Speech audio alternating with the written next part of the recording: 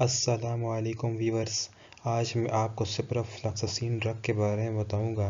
वो हम किस लिए इस्तेमाल करते हैं, उसका मैकेनिज्म ऑफ एक्शन क्या है, वो कितनी मिकदार में हम ले सकते हैं, उसका क्या क्या नुकसान हो सकते हैं, और अगर उसके साथ हम कोई दूसरी दवाई लेंगे तो उसके क्या नुकसान होंगे।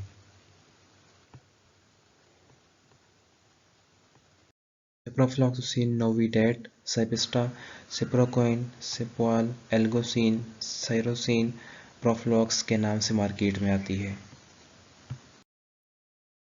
सिप्रोफ्लॉक्सासिन को हम रेस्पिरेटरी ट्रैक इन्फेक्शन के लिए इस्तेमाल कर सकते हैं, जिसमें हमारे नाक में, हमारे गले में या हमारी सांस की नाली में कहीं पे भी अगर इन्फेक्शन हो जाए तो उसके लिए इस्तेमाल कर सकते हैं।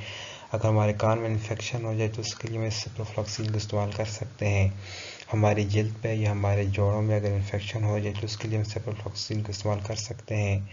हमारे गुर्दे में, मसाने में या पेशाब की नाली में कहीं पे भी इन्फेक्शन हो जाए, पेचीदा या गैर पेचीदा किस्म का, उसके लिए हम इस्तेमाल कर सकते हैं। हमारे मैदे में या हमारे आंतों में इन्फेक्शन हो जाए उसके लिए हम सिप्रोफ्लॉक्सासिन को इस्तेमाल कर सकते हैं। हमारे पोशीदा अज़ा में अगर इन्फेक्शन हो जाए उसके लिए हम इस्तेमाल कर सकते हैं। और टाइफाइड फीवर में हम इस्तेमाल कर सकते हैं, लेकिन एंटी माइक्रोबियल रेजिस्टेंस होने की वजह से अब सिप्रोफ्लॉक्सासिन का टाइफाइड फीवर में इस्तेमाल काफ़ी हद तक कम हो गया है। बैक्टीरिया में जो नया सेल बनने का अमल होता है, उसमें डीएनए की स्ट्रैंड्स का ओपन होना बहुत ज़रूरी होता है ताकि नाइट्रोजन स्पेसीज एक दूसरे के साथ पैर बना लें।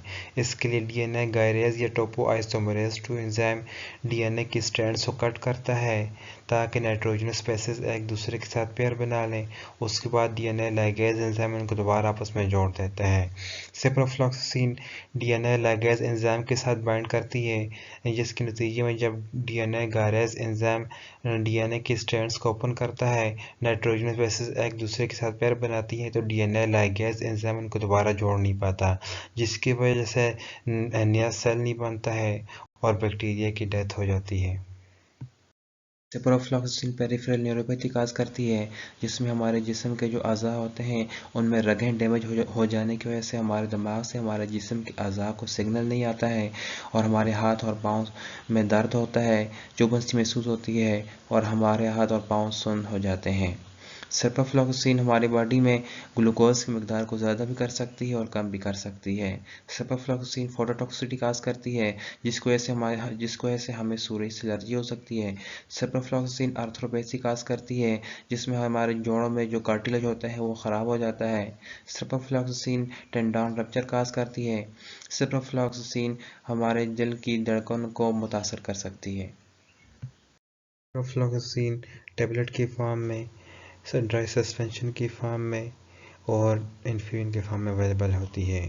बड़ों में सिप्रोफ्लॉक्सासिन टैबलेट की डोज 250 मिलीग्राम से लेकर 500 मिलीग्राम होती है और ये हम दिन में 2 मरतबा देते हैं।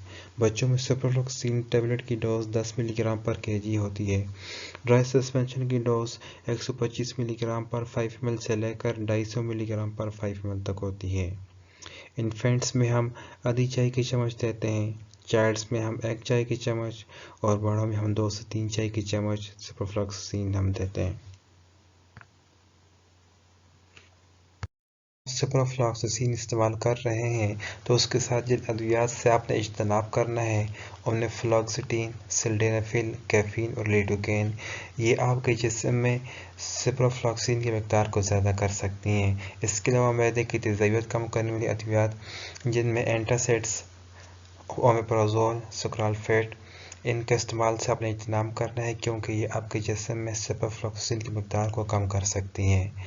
इसके अलावा मल्टीविटामिन्स, खून को पतली करने वाली अद्वियात, थियोफाइलिन और टिज़िनाडीन, इनके इस्तेमाल आपने नहीं करना है क्योंकि ये आपके दिल की धड़कन को मुतासर कर सकती हैं। सिप्रोफ्लॉक्सासिन को आपने प्रेगनेंसी में, डायबिटीज़ में इस्तेमाल नहीं करना क्योंकि ये ग्लूकोज की मिकदार को कम या ज़्यादा कर सकती हैं। इसके अलावा ग्लूकोज 6 फॉस्फेट डिहाइड्रोजनेस एंजाइम की अगर डिफिशियंसी है तो इस सूरत में आपने सिप्रोफ्लॉक्सासिन का इस्तेमाल नहीं करना क्योंकि ये खून की कमी का बायस बन सकता है। इसके अलावा आपने, अगर आपके जिस्म में मैग्नीशियम की या पोटाशियम की कमी है तो आपने सिप्रोफ्लॉक्सासिन के इस्तेमाल से इज्तनाब करना है।